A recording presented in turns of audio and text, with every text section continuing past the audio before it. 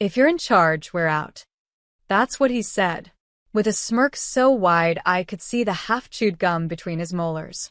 The same manager who used to salute my mother with fake loyalty now stood in my office, my mother's office, arms crossed, 30 resignation letters fanned out like a poker hand. My name is Imani. And from wherever you're watching this, stay with me. Because have you ever been handed the keys to your mother's empire, only to realize every man in the building thought you were the janitor? Let me tell you what happened. My mother died on a Monday. Heart failure. Sudden. No warnings.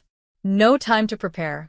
She was the founder and president of Harper & Light, a boutique financial firm that started in our garage and became a powerhouse over 2 decades. She built it with fire in her lungs and ice in her spine.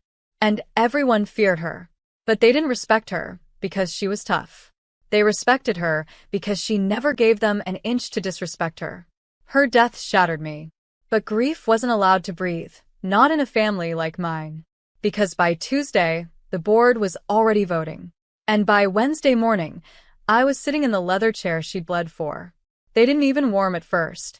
Her right-hand manager, Ethan Watts, looked me dead in the eye and said, "It's just interim, Imani.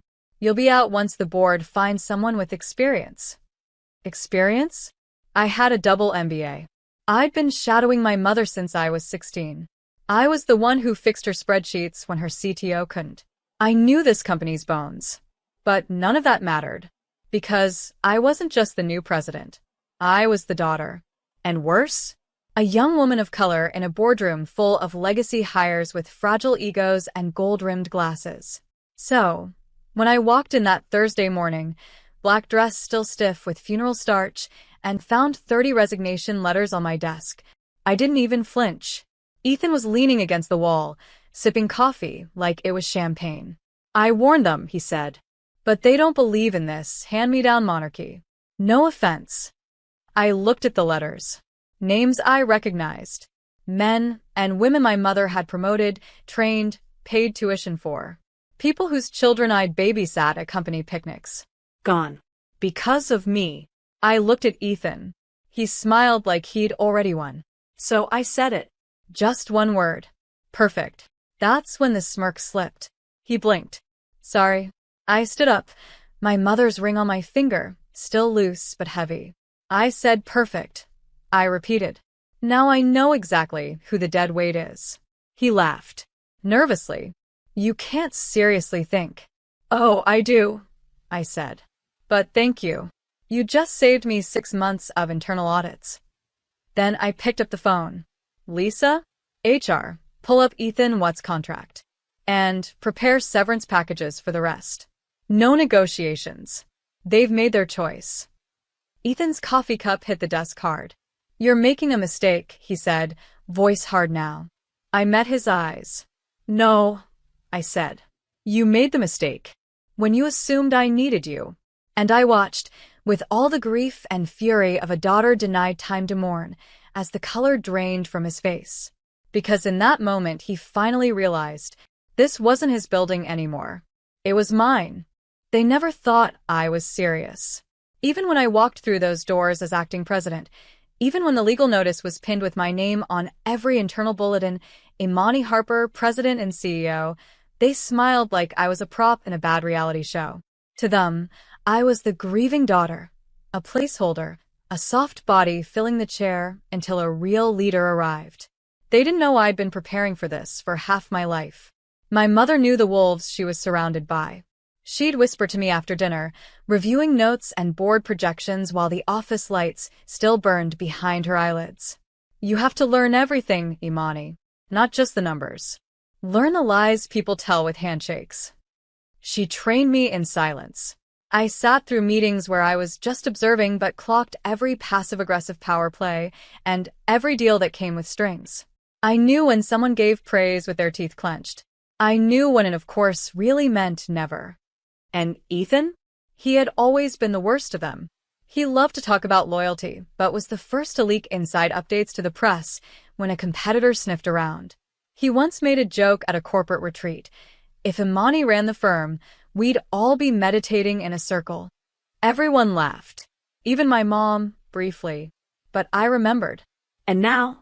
He was in my building, fuming over a reality he couldn't control. See, my mother didn't just give me access, she gave me power. And not the surface kind.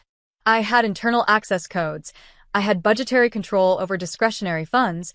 I had a list of every mid-level manager who secretly despised Ethan, but had stayed silent out of fear. Now they were emailing me quietly. If you're staying, I'd like to stay. I never liked the culture Ethan built. Count me in. Do we finally have a chance to rebuild? 30 walked out, but 60 stayed. And more were creeping back. Because in corporate war, loyalty isn't about heart. It's about survival. And people could sense the winds changing. Ethan must have known too, because he began sabotaging me from the shadows. Sudden IT issues. Reports going missing. Departments failing to meet deadlines after months of flawless work. He was trying to make me look incompetent. But what he didn't know was, I had eyes on him. My assistant, Marla, sharp, intuitive, loyal like a sister, started tracking his meetings, his coffee chats, even his printer logs. We found things. Side invoices. Emails to recruiters. Mentions of setting up something new with a few old faces. He wasn't just waiting for me to fail. He was building a backup plan in case I didn't. That's when I knew. This wasn't just about leadership. This was about legacy. They didn't want a woman like me in charge because it challenged their illusion of control. And the more I stood still, the more they mistook my calm for weakness. So I gave them time. To feel comfortable. To get sloppy. And while they whispered behind glass doors, I sharpened my knives in silence. Because they thought my mother's death was the end of a chapter. But it wasn't. It was the beginning of mine. And I was about to show them exactly who they'd underestimated. The first real crack showed in a boardroom meeting 2 weeks later. Ethan was still showing up like nothing had happened, walking around with that crooked tie and tired jokes, pretending the company was still his playground. But that day, as we discussed Q3 projections, I asked a simple question. Why did client portfolio 7B lose $2.1 million in leveraged assets when we haven't executed any options against it? The room went silent. Ethan blinked. What? I leaned forward. You heard me. The asset file from the trading desk shows losses that weren't reported in last week's operations brief. I cross-checked it last night. He looked at the head of finance, who refused to meet his eyes. One of the newer board members shifted uncomfortably. Ethan cleared his throat. That must be a clerical error. I don't think it was, I interrupted. In fact, I think someone moved funds and tried to reallocate them through a dormant partner fund, which hasn't been touched since 2020. Now they were all sitting up. I flipped a page in my folder and slid copies across the table. Here's the record. Here's the metadata. And here's the IP address used to make the transfer. Ethan didn't speak. He just stared at the paper. Shall we continue? I said, my voice calm, cold, and louder than his silence. That night, Marla came into my office after hours and closed the door. There's more, she said. I think Ethan's been leaking reports to Lexior. Lexior, our biggest competitor. My stomach twisted. You sure? I asked. She nodded, then dropped a flash drive on my desk. He used a burner email to send PDF exports of our internal projections. The timestamps matched the days he stayed late. I stared at that drive for a long time. He hadn't just disrespected me. He'd betrayed the company. Betrayed my mother. This wasn't corporate games anymore. This was war. I opened my mother's drawer. The one everyone thought I had emptied after she passed. Inside was a single red envelope, marked in her handwriting. Use this only when you're sure. I opened it. Inside was a document that stunned me. Power of attorney with executive override privileges, signed, witnessed, and dated just 2 weeks before her death. She'd known. She'd known they'd try to take me down. And she'd armed me for the storm. By the next morning, I had our legal team working quietly behind the scenes. I froze 3 suspicious accounts, filed a confidential inquiry with the board's ethics committee, and instructed HR to begin preparing contracts for replacements. But the final piece? That came from Ethan's own assistant, Melanie, who walked into my office, closed the door, and said, I've been waiting years for someone like you. He's worse than you know. She gave me the passwords to his backup server. Emails, documents, even audio recordings. He'd been bragging about crashing the Harper ship from the inside. I stood there, breath caught, vision swimming. But my voice? Steady. Thank you, I said. You've just made this easier. Because now, I wasn't suspicious anymore. I knew. And what they'd taken for quiet compliance was the silence of a storm gathering just off the shore. I didn't fire Ethan immediately. No, that would have been too clean, too expected, too generous. Instead, I let him breathe in a room slowly filling with smoke. Over the next 2 weeks, I played the role they all assumed I was born for. The naive, overwhelmed daughter just trying to hold onto her dead mother's crown. I smiled in meetings. I nodded while Ethan explained back to me the very data I'd pulled together. I watched as he strutted through the halls, whispering to his remaining loyalists like a middle school clique king. And all the while I was working, my legal team discreetly built a breach of fiduciary duty file, updated daily. I began rewriting internal policy structures, locking down finance workflows, and quietly creating new reporting systems that flowed directly through my office. No approvals went through unless my signature was on it. No bonuses. No promotions. No department reorgs. I even hired an outside audit firm under the guise of a routine compliance refresh. Ethan thought I was floundering. He didn't realize I was loading the gun, one bullet at a time. The staff who had stayed loyal, I met with them one-on-one. Not as their boss, but as their peer. I asked what they needed, what they feared, what they hoped this place could become again. One woman, Jada, broke down in tears and whispered, "We used to believe in this place, before they turned it into a boys' club." I didn't make promises. I made a plan. Each day, another Ethan ally left, not because I forced them, but because they saw what was coming. They realized the tide had shifted, and the new current had no patience for cowards. Meanwhile, Marla dug deeper. One night, she texted me a single word: jackpot. It was a spreadsheet Ethan had hidden in a side folder, disguised as an invoice log. But it was actually a list of outside investors he was approaching, trying to poach them from us and secure funding for his new firm. Confidential NDAs. Private lunch meetings. Even a pre-drafted resignation speech. He was ready to walk the moment he found someone foolish enough to follow him. And I'd had enough. I prepared my final board presentation. Titled it, "The Rot Beneath the Floorboards." Inside were 37 pages of evidence. Financial tampering, data leaks, audio of Ethan mocking clients, and one final slide. Projected recovery plan post-termination of Ethan Watts. At the end of the file was a quote from my mother. "Some leaders shine in sunlight, but the ones who endure learn how to command in the dark." That Friday morning, I sent it to every board member. No warning, no commentary, just the truth. And when I walked into the building that day, hair pulled back, suit crisp, heels sharp as resolve, I didn't feel nervous. I felt ready. I passed Ethan in the hallway. He smirked like always and said, "Big meeting today?" I smiled. "Yeah, it's going to be career-changing." He chuckled and walked away. He had no idea he'd just laughed at his own obituary. The boardroom that morning was unusually full. Every seat taken. Suits freshly pressed. Tablets open. Not a single phone in sight. Ethan strolled in late, like always. A coffee in one hand, his swagger in the other. He nodded at the board chair, grinned at me like we were co-stars in some sitcom. "Apologies," he said. "Had to take a call from LexioR's VP this morning. They're apparently poaching more of our clients." He winked. "Can't win 'em all, right?" I didn't even blink. The board chair cleared his throat. "Miss Harper, you asked for the session. We're listening." I stood. calm, Steady. Not a tremble in my hand as I clicked the first slide. "Today," I said, "I'm here to report a breach. A slow, calculated, and deeply intentional sabotage of this firm. From the inside."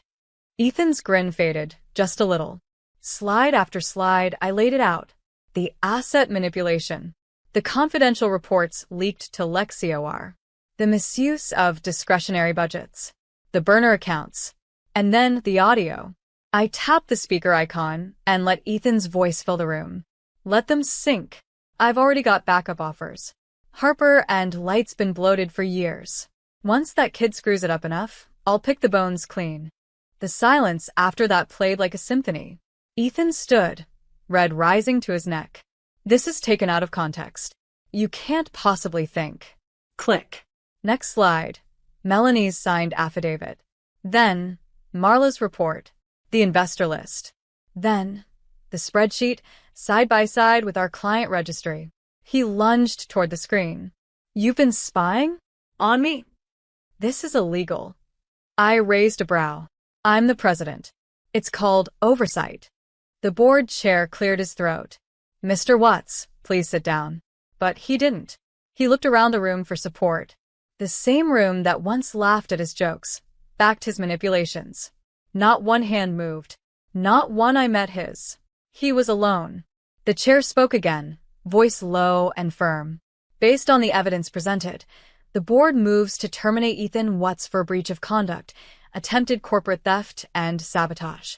Ethan laughed once, bitter and panicked. You're all making a mistake. She's just a girl with a grudge. Then I spoke. No, Ethan. I'm a woman with receipts. He stormed out, his exit loud, angry, desperate. Security followed him to his office. They'd already disabled his access badge. Outside, I heard him scream something about lawyers and lawsuits. Inside, I sat down. Not in my mother's shadow, but in my own light. The board chair looked at me, expression unreadable. You understand what you've just done, right? He said. I nodded. I do. I protected this firm. And now I plan to rebuild it. Slowly, one by one, the board members nodded. And then someone started clapping. It wasn't loud. Not at first. But it spread. Like the quiet approval of people who'd just realized who the real leader was. By the time it ended, I felt something crack open in my chest. Not pride. Not relief. But power. The kind that doesn't come from titles or chairs. The kind that comes from standing in the fire and not flinching. Ethan was gone, but his rot had left stains. The aftermath wasn't glamorous. There were whispers in the media, angry client calls, 2 minor lawsuits from former allies claiming wrongful dismissal. The finance team found $1.3 million in misallocated funds that had to be accounted for and explained fast. I worked 14-hour days. I barely slept. But I didn't break. Because finally, the masks were off. And I saw clearly who was with me and who had been waiting for me to fail. 2 mid-level execs tried to block the new restructuring policies I implemented. They failed. Another tried to quietly resign and poach 2 top clients. I beat him to it and offered those clients better terms, locking them into a long-term vision plan I had spent months refining. LexCOR's CEO even reached out, trying to offer me a seat at the table. I replied with a single line. I don't sit at tables I had to burn to escape. Behind the scenes, Marla and I rebuilt the leadership team, not with familiar names, but with people who had been overlooked, the quiet analysts who worked late, the interns who noticed cracks before they became crevices, the assistants who held the walls up when everyone else was watching them fall. And slowly, Harper and Light began to breathe again. Then came the final blow, not from me, but from the truth Ethan had buried. The audit firm I hired submitted their final report. Buried deep inside a 52-page dossier was a single note. Multiple forged approvals and fund diversions dating back 18 months, potentially implicating a cover-up involving Ethan Watts and 2 former board members. I brought it to the board without hesitation. 2 days later, those members resigned. And that's when the firm shifted. Not just in leadership. In culture. People no longer whispered. They spoke openly. The break room, once a cold space filled with cautious nods, now buzzed with laughter. I instituted mental health days. Transparent salaries. New mentorship tracks for young women and minority hires. Every change was a brick laid in a new foundation. But even as I built, I felt the pressure. Grief doesn't vanish just because you're winning. I missed my mother in the quiet moments, when the office was dark and the city lights flickered against the window, and I was the only one left in a building she'd carved from sweat and stone. Sometimes I imagined her in the reflection, smirking like she used to, saying nothing, but proud. That image kept me going when the numbers didn't bounce fast enough, when the market dipped, when doubt crept in, because what we were building wasn't for applause. It was for survival. Ethan's name was removed from all internal systems. His shadow faded, but the lesson stayed. You don't just take power, you protect it, and not from others. From the ghosts of doubt that whisper in your ear when everything's burning. But I had walked through fire, and I had stayed standing. So when the final quarter numbers came in and we posted our highest revenue in 5 years, I didn't celebrate with champagne. I just stood by the office window, watching the city blink beneath me, and whispered, "You were right, Mom. Some leaders shine in sunlight." But I learned to command in the dark. The office felt different now. The heavy silence that once stripped down the halls like old paint had been peeled away, layer by layer, replaced with something warmer, more alive. We weren't just surviving, we were evolving. People held the door open again. They smiled without fear of what it might cost. Even the janitor, Mr. Reed, who'd worked there since I was a child, stopped me in the hallway one evening. "Your mother'd be proud," he said, "but she wouldn't be surprised." That stayed with me. In those months after Ethan's fallout, I didn't become someone new. I became the version of me I had buried for years. The strategist, the visionary, the woman who had been ready, but was never welcomed. Until now. I didn't just repair what Ethan had tried to destroy, I redesigned it. I launched the Harper Fellowship, a fully funded leadership incubator for young women from underserved communities who wanted to enter finance, tech, or executive management. Applicants poured in. I went on podcasts, panels, interviews, but never to gloat, only to remind the world that power can be worn differently. It doesn't have to be cold or arrogant or bruising. It can be quiet, focused, unshakable, and that terrified some people. I started receiving offers, 6-figure book deals, speaking circuits, equity positions at massive conglomerates. People who wouldn't have looked me in the eye a year ago now wanted me to advise their boards. But I wasn't hungry for validation. I was too full of purpose. And peace. On the anniversary of my mother's death, I held a private dedication in the garden she once loved behind our old office. No press. No photographers. Just staff, friends, and former clients who owed her more than they could ever repay. I spoke briefly. I said, "She didn't just teach me how to lead. She taught me how to listen. To the walls, to the whispers, to the wounds left by silence." Afterward, I walked back alone to my car. The same one my cousins used to mock me for, a vintage 1996 cherry red convertible that I'd restored myself in her memory. And as I sat behind the wheel, someone knocked on the window. It was Melanie. She smiled. "You forgot something." It was a package, wrapped in navy paper with a white ribbon. Inside was a note. To the woman who reminded us what legacy really means. "Thank you for bringing us back to life." I looked up, eyes stinging. The skyline glittered like 1,000 quiet promises. Not for revenge, but for restoration. We had lost a matriarch, but we had not lost the vision. We had not lost the fight. And every step I took was no longer a step out of her shadow. It was a step with her. Because I didn't just inherit a company. I inherited the fire. And now I burned with it not to destroy, but to build. 6 months later, I got a letter. Not an email. Not a DM. A real letter. On cheap white paper. Folded badly, shoved into a half-wrinkled envelope like an afterthought. The return address? A shared office rental registered under Ethan Watts. I stared at it for a long time before opening it. Imani. I was angry when I left. I've lost everything. The firm I tried to start, dead in the water. Investors pulled out. Clients ghosted. I know I messed up, but I wanted to say one thing. You were never just your mother's daughter. You were the storm we should have seen coming. Respectfully, Ethan. I folded the letter and placed it in a drawer. Not for revenge, Not for triumph. For a reminder that people will always confuse kindness for softness until they run into the steel beneath. The next week, I was the keynote speaker at a leadership conference. I didn't wear black or navy or any of the expected colors.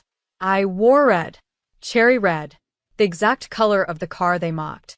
And when my cousins, the same ones who laughed at dinner that night, who posted pictures with captions like, "Real success is quiet," tried to reach out, I answered their group text with one sentence.